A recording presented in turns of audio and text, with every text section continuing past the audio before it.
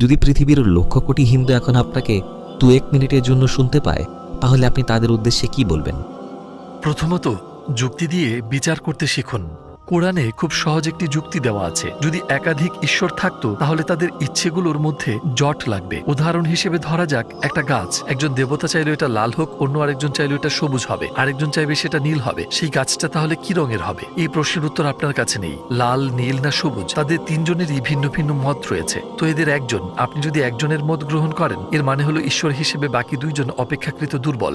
এটা খুবই সহজ ব্যাপার যে একাধিক ঈশ্বর থাকলে সেখানে কোনো একজন অবশ্যই প্রধান হবেন।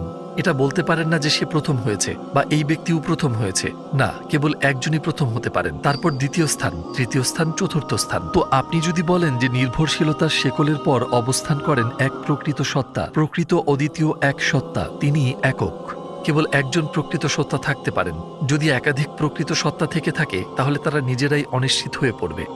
তাই প্রয়োজনীয়তার সূত্রে কার্যকারণের শেকলের প্রান্তে রয়েছেন একজন। এবং আমি বলবো এই আলোচনাটি শুনুন, আমাদের কথাগুলো শুনুন, এবং ইনশাল্লাহ যদি আল্লাহ চান আপনি হাত তুলে বলবেন, হে আমার রব, তুমি যেই হয়ে থাকো, যেখানেই থাকো, আমাকে পথ দেখাও, পথ দেখাও, আমাকে সাহায্য করো। এবং দেখুন, কোরআন পড়ুন, এবং ইনশাল্লাহ আল্লাহ চাইলে আপনি যদি সত্যিই চান, ইসলাম আপনার জন্য অপেক্ষা করছে।